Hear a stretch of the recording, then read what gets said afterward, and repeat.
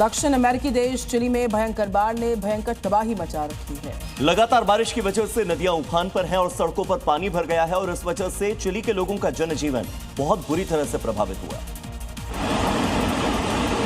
Dominica में जोरदार बारिश से कई जगहों पर बाढ़ जैसे हालात बन गए। कई इलाकों में सड़कों पर भारी जल भराव हो गया, जिसकी वजह से रास्ते ब्लॉक हो गए। सेंट्रल चिली में बीते कई दिनों से हो रही भारी बारिश से वहां बाढ़ के हालात बन गए हैं।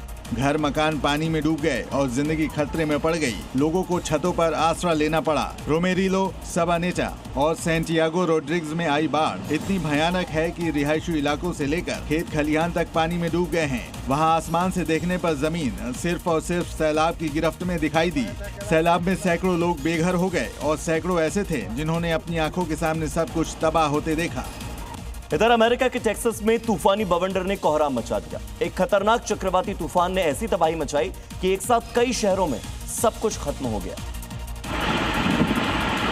टेक्सास के एक छोटे से शहर में कम से कम 120 मील प्रति घंटे की रफ्तार वाले बवंडर ने तबाही मचा दी, जहां कारखाने की इमारतें ध्वस्त हो गईं और कई घरों की छतें उड़ गईं।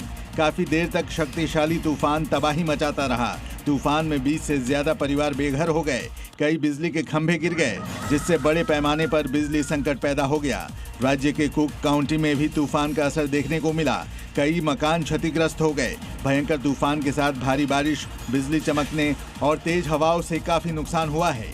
भारी बारिश की वजह से कई इलाकों में बिजली गुल हो गई। कई और जगहों पर भी बारिश का कहर देखने को मिला है।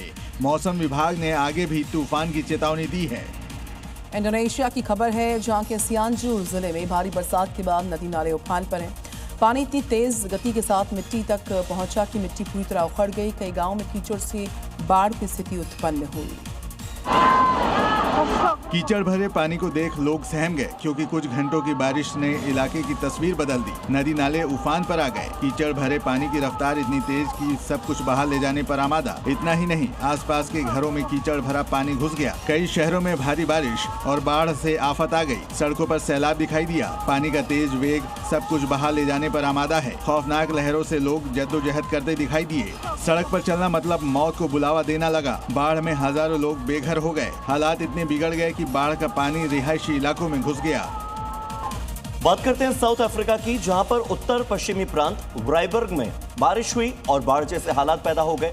व्राइबर्ग और इसके आसपास कुरुमन के क्षेत्र में जो नेशनल हाईवे बना हुआ है वो सैलाब में बहता हुआ दिखाई दिया। तस्वीरें देखिए।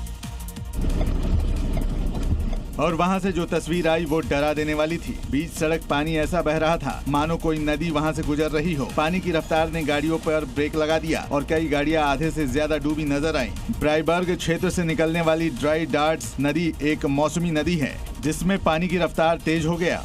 जोहानसबर्ग से कुरुमन जाने वाले मार्ग N14 के हालात भी खराब हो गए। पानी भरने से रास्ता पूरी तरह से जाम हो गया। हालांकि इस वक्त उत्तर पश्चिम के जिलों में सूखे और भीषण गर्मी के हालात हैं, लेकिन इस तरह की बारिश से लोगों को राहत मिली है। रूस यूक्रेन वॉर अब एक और नए खतरनाक मोड़ तक जा पहुंची। इस वॉर में न तो पुतिन पीछे हट पा रहे, न ही ज़ेलेंस्की झुकने को राजी। पुलिस के मुताबिक यूक्रेन के निप्रो शहर पर रूसी ड्रोन अटैक्स में एक महिला की मौत हो चुकी है, क्योंकि रूस के ड्रोन ने सब कुछ तबाह कर दिया। चारों तरफ तबाही का मंजर दिखाई दिया। पुलिस के मुताबिक हमले में एक बस में आग लग गई। हालांकि माना जा रहा है कि उस समय बस खाली थी। इस हमले में गाड़ियां और इमारतों को भी नुकसान पहुंचा है। मध्य यूक्रेन के निप्रो शहर पर हुए रूसी ड्रोन हमले में 58 साल की एक महिला की मौत हो गई और एक पुलिस अधिकारी समेत 11 लोग घायल हो गए। दमकल और राहत बचाव की टीम ने भारी मशक्कत के बाद आग पर काबू पा लिया और पुलिस और बम निरोधक दस्ता घटनास्थल पर जांच में जुटा है।